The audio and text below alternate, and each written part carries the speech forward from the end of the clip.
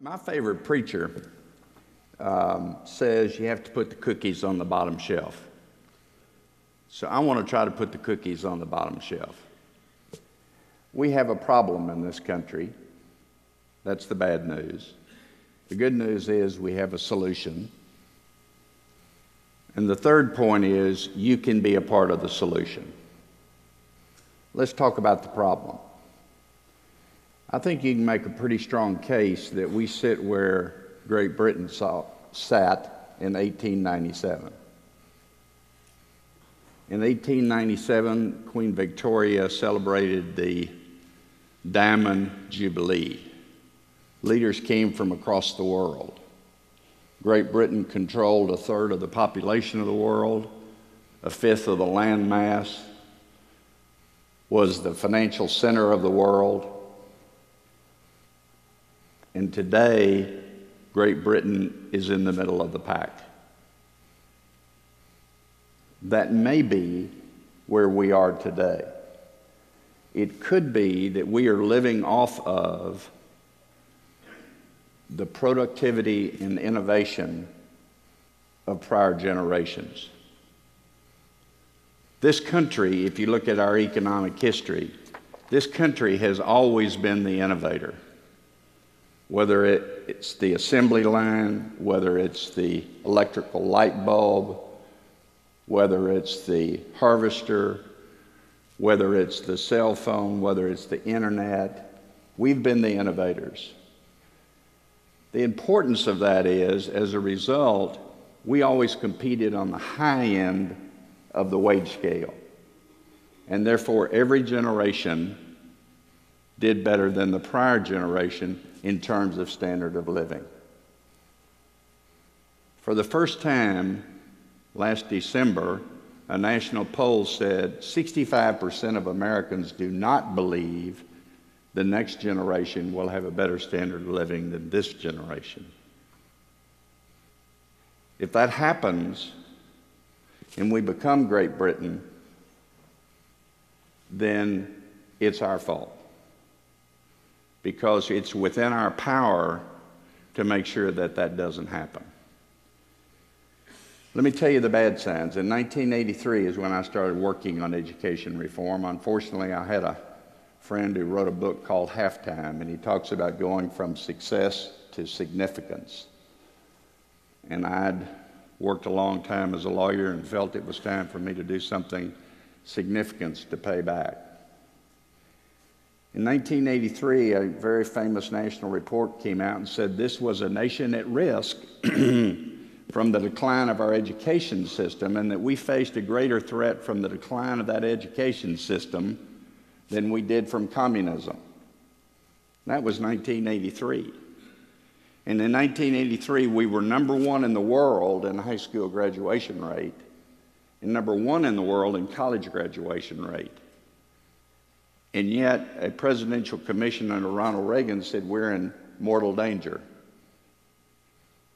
Well, today, 25 years later, 26 years later, we are 14th and 15th in high school graduation and college graduation. We've gone from first to the middle of the pack. It hasn't caught up with us yet because we're living off of the scientific innovation caused by the Cold War, caused by Sputnik, caused by a compelling need we felt to make sure we stayed ahead of our competitors. But today our competitors are ahead of us in brain power. So we do have a problem. Unfortunately, what I then began to encounter when people realize we have a problem, it feels so large that people just kind of throw up their hands and say, well, there's nothing I can do about it. Well, that's not right. That's not right. In this country, we have a thing, as the kids would say, about pilot programs in education. We've started enough pilot programs that you would think we had lit a furnace, but we never have.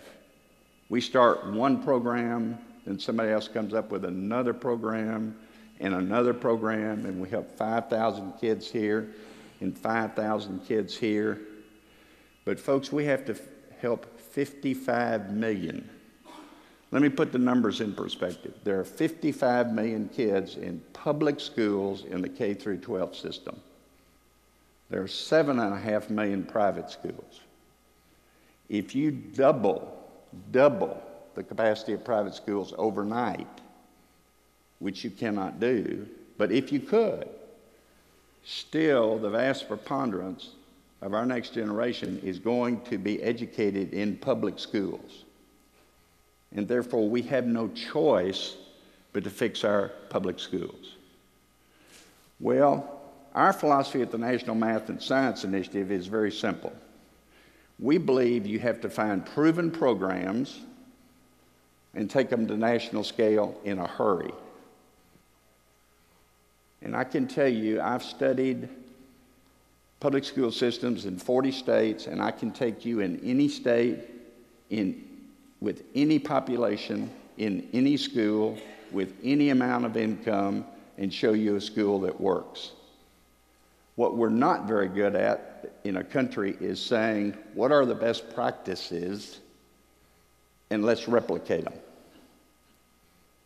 That's because our system is so decentralized. So we have pockets of excellence, but nobody steps in and says, time out. The best practice here is X. Let's do it. The good news is when you have proven to yourself that I can take you and show you schools that work with any kind of student population, then the debate should no longer be, is this possible? The debate should be, why isn't it being done? And that's a matter of public will and your willingness to get involved. Let me show you one thing we do at the National Math and Science Initiative. We said we want to find successful programs and scale them. Here's one that incentivizes kids in urban schools to take and pass advanced placement math, science, and English courses. Why do we do that? Because if an African American student passes an AP exam in any course, their college graduation rate goes from 15% to over 60%. A Latino child goes from 15% to over 60%, and an Anglo goes from 35% to 75%. Now, I'm from Dallas, so I can tell you this. The Dallas Independent School District has a horrible reputation. We've had 6 superintendents in 7 years. And yet, look at the results from this one program.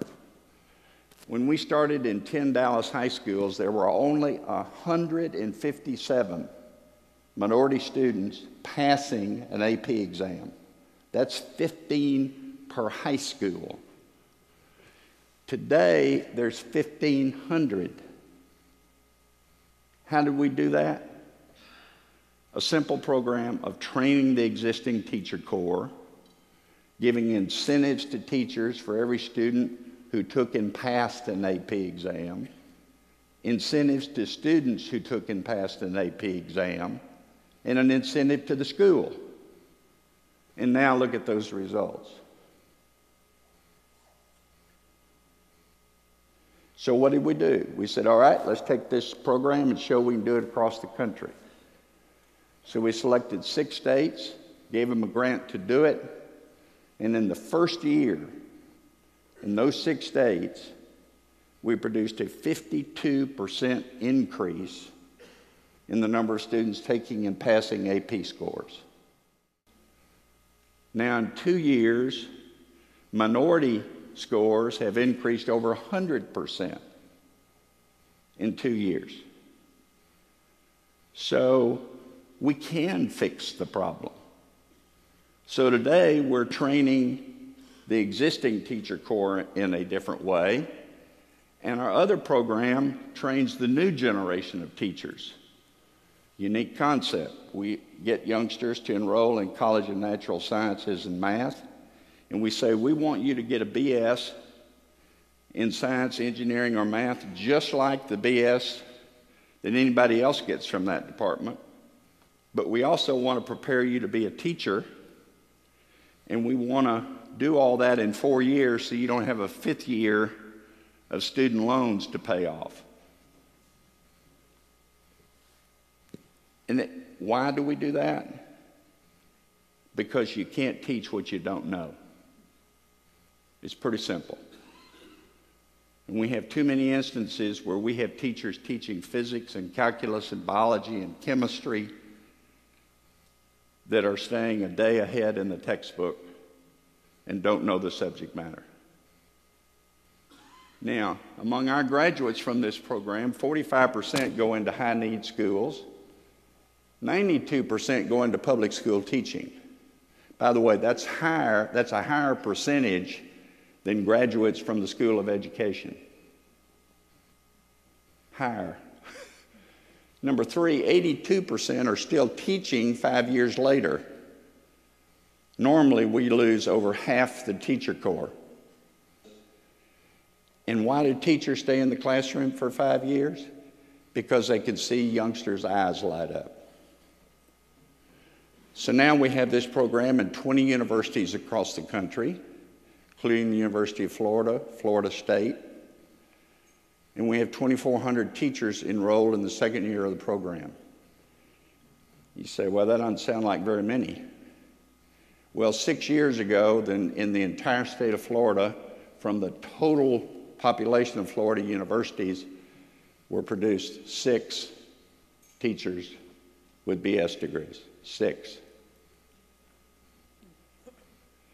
Now, why do I go into these 2 programs?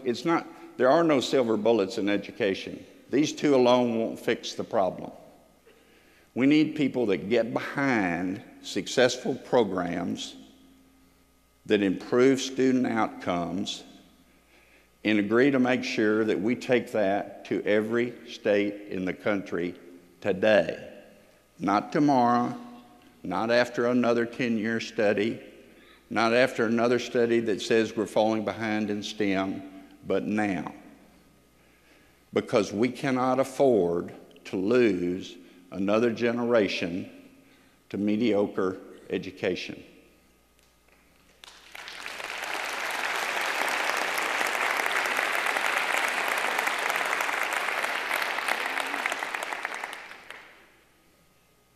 And I can't tell you how profoundly it will impact this country if we really do that. You take any social condition that you're concerned with, and there is an intersection with our public schools. Health, obesity, economic development, crime, teenage pregnancy. The state of Michigan projects prison construction capacity based upon how many kids can read at the end of the 4th grade. Wow. Okay? Let me repeat that. Odds are, if you can't read at the end of the 4th grade, you're going to be in jail. 95% of the inmates in the state prison system in Texas cannot read above a 4th grade level.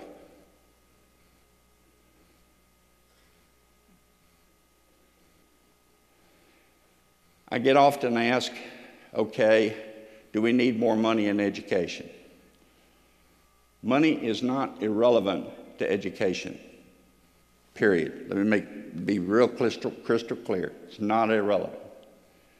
But if we spend more money on the same programs, we're going to get the same results. If instead we focus on doing what works,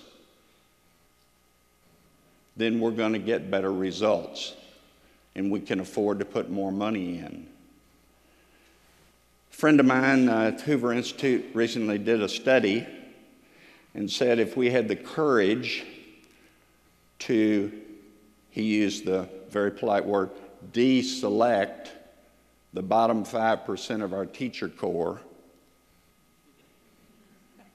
that would pay for all of the compensation of the remaining 95% of the teacher corps in the increase in our GDP. So this is not a matter of financial resources. It's not a matter of the fact that we have low-income kids or black kids or brown kids or pink kids or purple kids. It is we do not have today the public will to insist that we do what works. There isn't any reason why a school district in this state shouldn't find out what is the school in Florida that has a population just like mine that's doing a better job than I am, and let's go see what they're doing. As we business people would say, you'd benchmark who's doing a better job and you'd go replicate it. You wouldn't try to start from scratch.